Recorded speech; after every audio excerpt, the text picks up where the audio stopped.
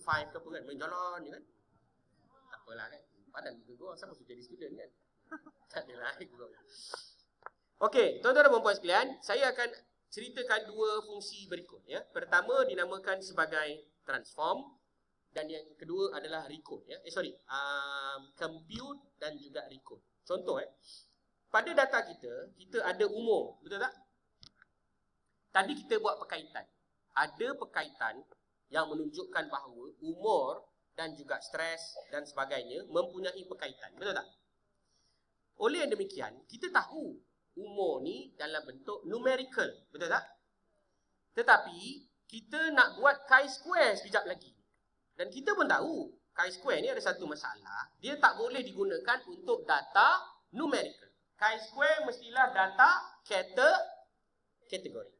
Jadi kita nak tukar benda yang namanya nombor kepada kategori. Saya ulang kita nak tukar benda yang namanya nombor kepada kategori. Macam mana nak buat? Cara dia adalah dengan menggunakan fungsi yang dipanggil sebagai recode. Apa dia? Recode. Recode ini akan menukar data-data yang bernombor kepada data yang berkategori. Kenapa kena tukar? Sebab nak buat chi-square. Okey, contoh dalam kajian kamu nanti, kamu buat pasal income. Kamu tengok ada kaitan antara income dengan stres. Semakin banyak duit, semakin stres. Contoh. Sebab apa? Dia bayar cukai. Sebab dah nak dekat bulan 4 kan? Tahu. Contoh, ni saya ambil contoh je. Jadi, tuan-tuan dan puan nampak perkaitan itu, tuan-tuan dan puan tahu bahawa data ini tidak normal. Ianya hanya diterangkan dalam Spearman correlation. Tuan-tuan dan puan nak expand more kepada association ataupun kebolehsandaran ataupun kebersandaran. That's why you pakai chi-square. Tapi nak pakai chi-square, data income tadi, data umur yang kita ada hari ini adalah dalam bentuk numerical. Jadi ianya perlu ditukarkan kepada kategori. So macam mana nak buat? Cara dia adalah menggunakan fungsi yang dipanggil sebagai recode. Caranya begini ya. Pergi kepada transform, pergi kepada recode into different variable. Recode into different variable. Pergi kepada transform, pergi kepada recode into different variable. Kita akan mengajar komputer supaya awak ambil umur ini dan awak jadikan dia kategori. Saya akan buat hypothetically umur dia adalah 34 dan ke bawah ataupun 34 dan ke atas. Sebab apa? Sebab saya tahu data ni tadi min umur dia adalah 34. Faham tak? Faham Okey. So ambil umur ni, masukkan dalam numeric variable. Dah masuk? Namakan dia. Anda boleh letak dekat situ umur.cat. Ada yang minat binatang lain terpulang. Saya letak cat sebab kategori. Ada yang mungkin nak buat umur.fish. Sekatilah. Nama tak boleh ada space bar. Sebab itu saya letak umur.cat. Dah sudah? Dah sudah, tekan butang change. So kita sedang mengajar komputer ni. Wahai komputer, kamu tengok X4. X4 ni adalah umur. Kamu akan tukarkan umur ini kepada umur.cat. Tapi kita nak tekan OK, tak boleh. Betul? Sebab kita tak menghabiskan condition dia. Okay, awak nak suruh saya buat, saya akan buat. Tapi awak beritahu saya macam mana yang nak dikategorikan itu. So kita akan tekan butang old and new values. Dah tekan dah? Dah, tekan dah. Bila dah tekan, kita ada dua kotak. Apa dah? Dua kotak Satu kotak old value ni, nampak ni? Satu lagi kotak new value. Okey, kotak old value ni adalah kotak yang nak mengajar nombor-nombor kita ni untuk dikesan oleh SPSS, dan kotak yang sebelah new value ni untuk direkodkan, untuk ditukarkan coding. Contoh, saya nak nombor 12, tolong tukar sebab 12 ni kurang daripada 34 kan? Jadi 1. Lepas tu saya akan tekan butang add. Tapi kalau anda buat macam ini, memang tak betul lah. Sebab apa tak betul? Berapa banyak nombor nak dibuat? Sebab banyak sangat, betul? Nombor itu ada 60 possibility. Sama ada 30, 34, 31. That's why kita ada option. Sama ada menggunakan julat ataupun menggunakan sistem mixing dan lain-lain. Baik, kita guna yang mudah. Kita pakai range lowest true. Maknanya apa? data-data yang kurang daripada nombor ini. Maknanya 34 dan ke bawah. Wahai komputer, jika kamu dapati ada nilai 34 dan ke bawah, kamu jadikan dia kumpulan 1. Saya akan tekan butang F. Faham ya? Maknanya mana-mana komputer dapati ada nombor 34 pada variabel yang namanya X4, iaitu umur, maka komputer akan menukarkan kepada satu variabel baru yang namanya umur.cat kepada nombor 1. Okey, yang kedua adalah kita ambil range through highest. Maknanya yang lebih besar daripada. Anda boleh tulis ya, dekat situ 34 sebagai kumpulan 2. Anda tekan butang add.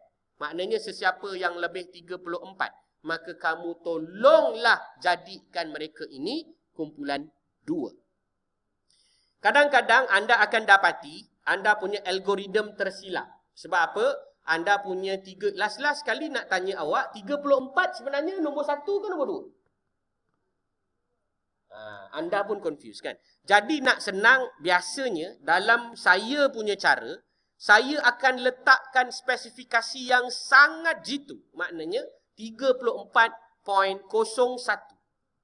Siapa yang 34.01, maka awak jadikan dia kumpulan 2. Jadi komputer jelaslah.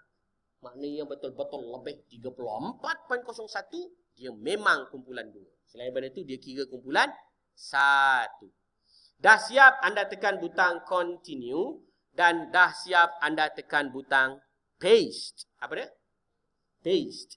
Bila anda tekan butang paste, dia akan keluar arahan di dalam syntax ya. Syntax yang ini adalah untuk recode into different variable. Okay, change numeric into category. Baik, dah siap, jangan lupa untuk highlight dan juga run. Bila tuan-tuan dan puan-puan run, tuan-tuan dan puan-puan akan perasan tiba-tiba tidak semena-mena wujud satu variable baru di belakang Y3. Betul tak? Nama dia adalah umur.cat. Nampak ke tak nampak?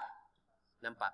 Dan seperti mana saya maklumkan di awal pagi tadi, jika ia adalah data kategori, maka tuan-tuan dan puan-puan dipersilakan untuk mengisi kategori itu. Maka tekan butang none ni, dan di sebelah kanan ada 3 titik ataupun noktah berkenaan. Tolong tekan butang itu untuk memberi ajar kepada komputer ni. Iaitu nombor 1 adalah umur kurang, saya buat ni je lah saya buat simbol je, less than 34. Okay. Dan nombor 2 adalah more than 34. Okay, faham Faham ke tak faham ni? Okay, saya ulang balik. Saya nak ulang balik daripada mula ya. Saya ulang balik daripada mula ya. Mula-mula pergi kepada transform, record into different variables. Kemudian saya akan pilih variable yang saya mahu tukarkan, iaitu umur. Saya masukkan umur ni. Dan saya mahu komputer menamakan variable baru ini sebagai umur.cat. Dan saya tekan butang change untuk mengubah namanya. Dan saya tekan all and new values untuk memberi pengajaran kepada komputer. Saya tekan butang range. Saya bagi tahu, kalau awak nampak nombor 34, maka awak tolong tukarkan kepada nombor 1. Sebab ni dalam kotak all value, new value. Saya tekan butang N. Dan saya ambil condition yang kedua pula. Saya kata, kalau awak jumpa yang 34.01 ni pula, awak jadikan nombor 2. Saya tekan butang add juga. Saya tekan butang continue dan saya tekan butang paste. Saya dah tekanlah tadi tapi saya tekan lagi sekali supaya awak nampak saya tekan kan. Bila saya dah tekan, maka saya boleh buat analisa. Saya akan highlight saya punya syntax dan saya tekan butang Ctrl R ataupun run. Dan tiba-tiba tak ada apa-apa keluar. Biasa ada keluar output kan, betul tak? Jangan risaulah sebab memang tak ada output pun yang keluar. Dia dah bagi tahu kat sini, execute. Execute tu lah output dia.